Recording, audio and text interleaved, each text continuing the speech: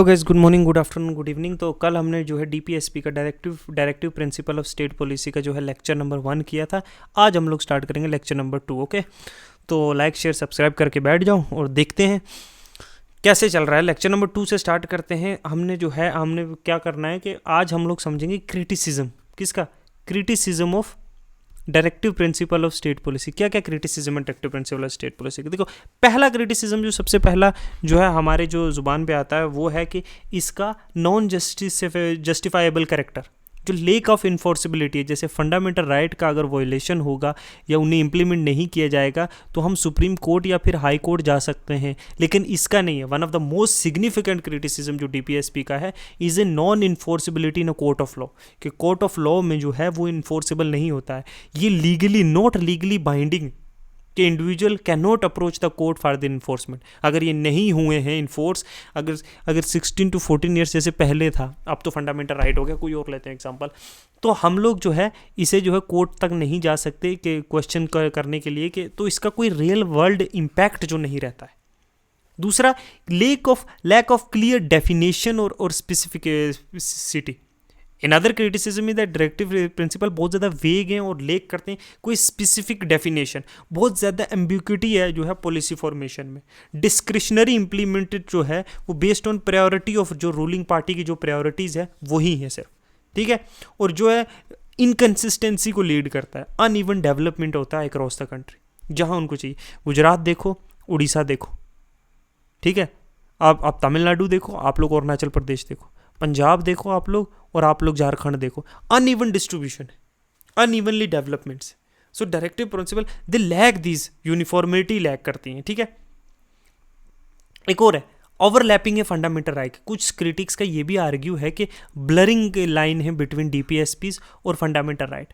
कहीं right to education जो है चिल्ड्रन को फंडामेंटल राइट में भी आ जाता है, तो डीपीएसपी में भी आ जाता है। तो इस तरह की बोथ जो पार्ट ऑफ कॉन्स्टिट्यूशन है, but they serve different purposes. Fundamental right जो है वो जस्टिफाइबल है और प्रोवाइड करते हैं इंडिविजुअल को विद इन्फोर्सेबल राइट। वहीं डायरेक्टिव प्रिंसिपल जो है वो क्या है, गाइड करते हैं स्टेट को formation of law and policy. दोनों अलग अलग है, मैंने यहाँ एक्चुअली दोनों चीज़ें ऐड कर दी ना। Over reliance on government political will. ज़्यादातर क्रिटिक्स ये भी आर्ग्यू करते हैं जो इम्प्लीमेंटेशन है डायरेक्टिव प्रिंसिपल का डीपीएसपी का, वो डिपेंड करता है हैविली किस पे? Political will of the government पे। कि गवर्नमेंट चाहे, विल गवर्नमेंट का ख्याल आ जाए, गवर्नमेंट अगर चाहे तो इसे करेगी। अब जो not align with the constitutional vision of social welfare के साथ। फॉर एग्जांपल सक्सेसिव गवर्नमेंट ने प्रायोरिटाइज किया इकोनॉमिक डेवलपमेंट है ना, और political expediency over fulfilling social welfare goals. जैसे पॉवर्टी रिडक्शन की जगह, ये एजुकेशन की जगह, हेल्थ केयर की जगह उन्होंने इंडस्ट्रीज पे फोकस किया है जहाँ इकोनॉमिक जो है फास्ट फॉरवर्डली डेवलप होगी। तो सोशल डेवलपमेंट जो है भूल कर इकोनॉमिक डेवलपमेंट की तरह गए।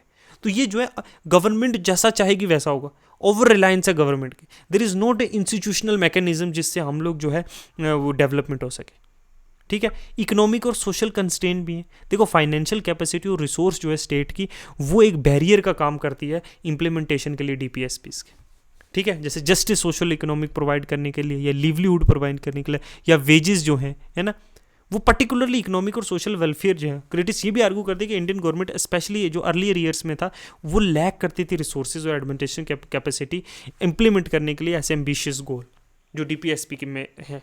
तो इकोनॉमिक और सोशल कंस्ट्रेंट भी हैं।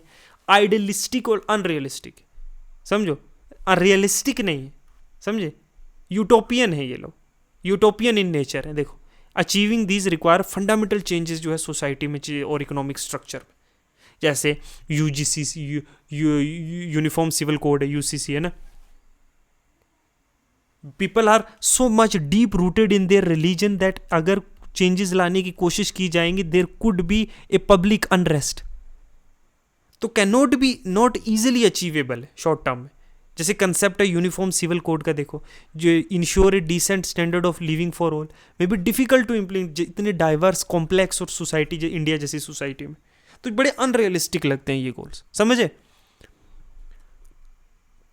फिर क्या है? पॉलिटिकल मैनिपुलेशन और अपॉर्चुनिटिज्म। देखो, लैक ऑफ इन्फोर्सिबिलिटी क्या है, ओपन करती है डोर पॉलिटिकल मैनिपुलेशन के लिए। कैसे गवर्नमेंट क्या करती है, may pay lip service to this principle during election के टाइम बोल देंगे हम ये कर देंगे वो कर देंगे स्पीचेस में, लेकिन एक्चुअल इंप्लीमेंटेशन पैची होगी, डिपेंड करेगी पॉलिटिकल कन्वीनियंस से कि कर सकते हैं नहीं कर सकते, क्या ही है, ना भी किया तो कौन सा क्या हो जाएगा, इलेक्शन जो है वो कोर्ट में हमें केस हो जाएगा हम पे। सारे ये वादे करके और बाद में मुकर जाते हैं, आधे अधूरे करते हैं। टेंशन विद इकोनॉमिक लिबरेशन, देखो most year in recent years में जब इकोनॉमिक लिबरेशन हुआ जो स्टार्ट हुआ 1990 में, तो एम्फेसिस हुआ फ्री मार्केट प्रिंसिपल पे, इकोनॉमिक ग्रोथ पे ज़्यादा हमारा फोकस हुआ एंड और ये क्लैश करता है सोशल वेलफेयरिज्म स्कीम से। जैसे हम मैं आप एग्जांपल देता हूँ, ठीक है, आप गन्ना उगा रहे हो, शुगर केन है ना, शुगर केन उगा रहे हो ना, इंटरनेशनल मार्केट्स के लिए लिबरली के उगाओ, हम तुमसे खरीदेंगे बेचेंगे। अब इस पे जो सब्सिडीज़ दी जा रही हैं उस पर सवाल उठेंगे इंटरनेशनल मार्केट्स के कि तुम सब्सिडी दे रहे हो, है ना, गन्ने पे गवर्नमेंट सब्सिडी, तुम्हारा गन्ना जो इंटरनेशनल मार्केट में सस्ता होगा हमारा महंगा होगा। तो इस तरह की जो है, अब फार्मर्स की कंडीशन को भी तो देखना, उनके वेलफेयर को भी तो देखना पड़ेगा गवर्नमेंट को। हालांकि सब्सिडीज दी जा रही हैं शुगर केन पे, मैं एग्जाम्पल तुम्हें दे रहा हूँ, तो ऐसी वेलफेयर स्कीम्स नहीं चलाई जा सकती। फार्मर्स को हेल्प करना is a social welfare scheme, लेकिन ये क्लैश कर रहा है किसके, लिबरल आइडिया के साथ, इकोनॉमिक ग्रोथ और फ्री मार्केट के प्रिंसिपल के साथ। तो ये टेंशन भी है डीपीएसपी के साथ, समझे। तो अब हम कुछ देखते हैं क्लैशेस और कॉन्फ्लिक्ट, और उस पर सुप्रीम कोर्ट का जो फंडामेंटल राइट और डीपीएसपी में जो क्लैशेस होते हैं उस पर सुप्रीम कोर्ट का क्या कहना है।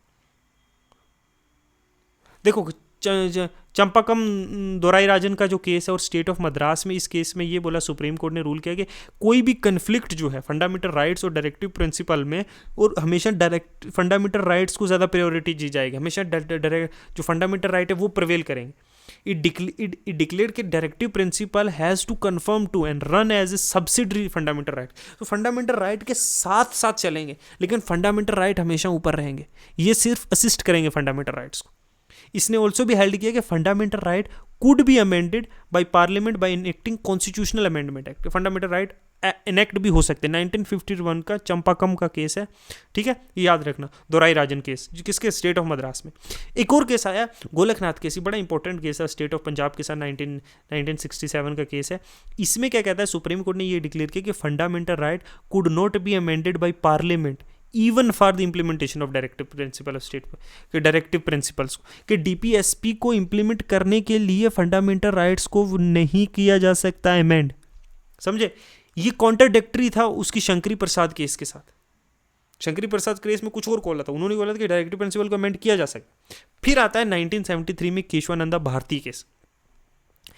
इस केस में जो है सुप्रीम कोर्ट रूल करती है कि इट्स गोलकनाथ के जजमेंट को, 1967 की ये जजमेंट को के वर्डिक्ट करती है और डिक्लेयर करती है कि पार्लियामेंट अमेंड कर सकती है किसी भी पार्ट कॉन्स्टिट्यूशन का, वो फंडामेंटल राइट्स को भी अमेंड कर सकती है, बशर्ते की शर्त ये है कि वो बेसिक स्ट्रक्चर को जो है अपने को वोलेट ना करे, ठीक है। जैसे राइट टू प्रॉपर्टी जो है वो एलिमिनेट कर दिया गया फिर लिस्ट से फंडामेंटल राइट की, उसको एक लीगल राइट बना दिया जो हमने फंडामेंटल राइट्स में पढ़े हैं, ठीक है, ये चीज़ की। फिर 1980 में आता है मिनर्वा मल केस। तो देखो ना, कंस्टेंटली जो है इनके बीच में जो है एक जंग चल रही है, डीपीएसपी और फंडामेंटल राइट में एक क्लैशेस हो रहे हैं, ठीक है। 1980 में ये आता है, इसमें सुप्रीम कोर्ट कहती है कि वो रिटिएट करती है अपने पार्लियामेंट को कि पार्लियामेंट कर सकती है, वही केशवानंदा भारती केस का, पार्लियामेंट कर सकती है किसी भी पार्ट को चेंज, है ना, लेकिन वो बेसिक स्ट्रक्चर को चेंज नहीं करेगी, ठीक है। तो अभी तो यही चल रहा है। अब इम्प्लीमेंटेशन का देखो ना, कुछ हम पढ़ते हैं कि कैसे कैसे गवर्नमेंट ने फंडामेंटल राइट को इम्प्लीमेंटेशन करने के लिए क्या क्या किया है, ठीक है। लैंड रिफॉर्म्स जैसे ऑलमोस्ट हर स्टेट में जो है लैंड रिफॉर्म्स पास किए हैं, ब्रिंग करने के लिए एग्रीगेट सोसाइटीज़ में चेंजेस, इंप्रूव करने के लिए कंडीशन जो है रूरल मासेस की, जैसे अबॉलिशन ऑफ जिम्मेदारी या जागीरदारी या ईमानदार एटसेट्रा। टेनेंसी रिफॉर्म एक्ट लाए हैं, सिक्योरिटी टेन्योर्स को फेयर रेंट प्रोवाइड करने के लिए, deposition of ceiling on land holding, है ना, इम्पोजिशन ऑफ सीलिंग, है ना, कि इतनी लैंड होल्ड कर सकते हो तुम, है ना। 1947 के बाद फर्स्ट स्टेप गवर्नमेंट ने यही लिया था, रिओर्गेनाइजेशन ऑफ स्टेट के बाद, ठीक है। डिस्ट्रीब्यूशन सरप्लस लैंड जो वो डिस्ट्रीब्यूट किया जाएगी लैंडलेस लेबर्स के साथ जिनके पास कोई ज़मीन नहीं है, क्योंकि ब्रिटिश दौर के समय ना बहुत सारी लैंड एक्विजिशन की गई ब्रिटिश के द्वारा, और वो लैंड एक्यूमुलेट हुई फ्यू इंडिविजुअल्स के पास, उसको जो है फिर बांटा गया, बाद में सीलिंग प्रोड्यूस की गई, ठीक है। फिर गवर्नमेंट ने पंचायत राज इंस्टीट्यूशन के तहत जो लोकल गवर्नमेंट का था फंडा, जो गांधीयन प्रिंसिपल है ना लोकल गवर्नमेंट का, 73 कॉन्स्टिट्यूशन अमेंडमेंट 1992 में फुलफिल किया ऑब्लिगेशन जो स्टेटेड आर्टिकल 40 में है ना। पंचायत राज 3 टायर गवर्नमेंट इंट्रोड्यूस की, विलेज लेवल पे, ब्लॉक लेवल पे और डिस्ट्रिक्ट लेवल पे, ऑलमोस्ट सारी कंट्री में। ये कॉन्स्टिट्यूशनल ऑब्लिगेशन है स्टेट का, स्टेट को ये इंप्लीमेंट करना पड़ेगा, वरना स्टेट को जो है प्रेसिडेंट रूल लगा दिया जाएगा। ठीक है, ये कॉन्स्टिट्यूशनल ऑब्लिगेशन है। ठीक है, अच्छा लैंड रिफॉर्म हमने पढ़ा, जैसे लैंड रिफॉर्म एनेक्ट किया गया वो हमने पढ़ा। मिनिमम वेजेस एक्ट पास किया गया, कोड ऑन वेजेस पास किया गया 1920 में, जो दोबारा से अमेंड करके उसको एक पूरा सिस्टमेटिकली कि इससे कम वेजेस नहीं दी जाएंगी, है ना। Living standards, child prohibition and regulation act pass किया, कॉन्ट्रैक्ट लेबर रेगुलेशन एक्ट है, renaming as child adolescent labour prohibition and regulation act, bonded labour system को एबॉलिश कर दिया। Mines and minerals act pass किया गया, वहाँ के लोगों के जो है हालात किस कंडीशंस में रह रहे हैं, कैसे वर्किंग कंडीशन है, डेंजरस है कि नहीं है, उनकी लिविंग कंडीशन क्या है, उनको कितने पैसे मिल रहे हैं, क्या उनको मिनिमम वेज जो गवर्नमेंट की तरफ से वो मिल रही है कि नहीं, according to minimum wages act 1948 government ने एक सेट किया हुआ है कि इससे नीचे वेजेस नहीं मिलेंगे। मटर्निटी बेनिफिट और इक्वल रेम्युनरेशन एक्ट, ठीक है, औरतों को ड्यूरिंग प्रेगनेंसी उसके बाद के बेनिफिट्स दिए जाएंगे, उनको छुट्टी दी जाएगी। अच्छा, इक्वल काम के लिए इक्वल पे दी जाएगी, इफ इट इज मेल और फीमेल, अनइक्वल काम के लिए अनइक्वल वेजेस दी जाएगी। तो ये प्रोटेक्ट करता है इंटरेस्ट जो है वुमेन वर्कर्स का भी। तो इस तरीका के जो है वेरियस एक्ट जो हैं लाए गए हैं डीपीएसपी को over the years from the independence to till date. हमने 1948 का एक्ट भी पढ़ा है और हमने 2020 का एक्ट भी पढ़ा है। तो सक्सेसिव गवर्नमेंट जो है इसको इंप्लीमेंट कर रही है ना। 86 कॉन्स्टिट्यूशनल अमेंडमेंट ने जो पास किया राइट टू एजुकेशन एक्ट 2009, जिसने एलिमेंट्री एजुकेशन 6 to 14 ईयर्स जो है एक फंडामेंटल राइट बना दिया है हर बच्चे का।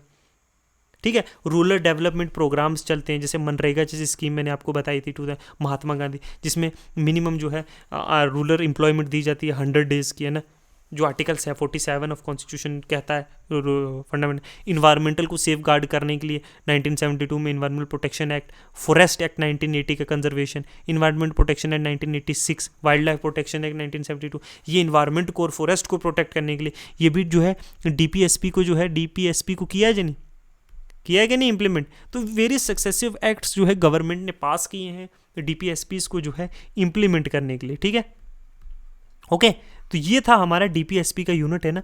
डीपीएसपी का यूनिट जो है आज का ये लेक्चर 2 और कल जो मैंने लेक्चर 1 जो है, इन दोनों को मिला के ये कंप्लीट हो जाता है। ठीक है,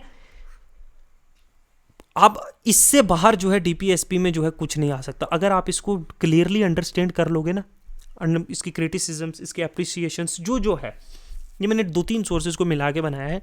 तो आपको एक मैंने श्योर शॉर्ट्स जो है नोट्स दे दी, इससे छोटे नोट्स भी आप कर सकते हो अगर आपकी मर्जी। आप सिर्फ जो है मैंने एक्सप्लेन भी किया है ना, क्योंकि बहुत सारे जजमेंट्स को आप सिर्फ जजमेंट का नाम भी लिख सकते हो, उसमें क्या क्या दिया गया वो कर सकते हो है। तो आप जो है क्लियरली कर सकते हो, आप कहीं और से भी कर सकते हो, जहाँ मर्जी से करो, लेकिन मैं बोलता हूँ ये बेस्ट है। आप इन नोट्स का जो है अगर आपको नोट्स चाहिए तो मुझे कमेंट में बता देना, मैं आपको पर्सनली सेंड कर दूंगा। नहीं तो जो है क्या करो, यहीं के स्क्रीनशॉट ले लो, है ना, नोट्स के, और देखो 2-3 बार पढ़ो, ये बहुत ईजी है। अप्रोक्सीमेटली मुझे लगता है 20 से 25 पेजेस में आपका डीपीएसपी हो जाता है, इतना इंपॉर्टेंट यूनिट। ठीक है, it's a very important unit. ठीक है, तो इसके बाद हम लोग करेंगे शायद फंडामेंटल ड्यूटीज़ करेंगे, फिर करेंगे हम अमेंडमेंट ऑफ कॉन्स्टिट्यूशन, ठीक है, और फिर मेजोरिटीज़ किस किस टाइप की होती हैं, कैसी होती हैं, वो करेंगे, और ऐसे हम चलेंगे। ठीक है, कंटिन्यूसली हर दिन एक लेक्चर आएगा, कभी कभी एक टॉपिक पूरा एक दिन में हो जाएगा, कभी कभी 2-3 लेक्चर्स भी लग सकते हैं जो बड़े यूनिट से। ठीक है, तो इस तरह से करो। थैंक यू वेरी मच, और लाइक करो यार, शेयर करो, सब्सक्राइब करो चैनल को। आपके लिए यह है बेनिफिट। मैं ये चाहता हूँ कि you won't have to spend so much money in different coaching institute rather than you can have here free content, है ना, and with my explanation. If I hope that I'm explaining it right, if somewhere I'm wrong, you can comment in the section that okay brother, you are wrong here and you are correct here, and you can appreciate me, you can also reject me, anything you want to do, you do it. Okay, thank you very much, goodbye.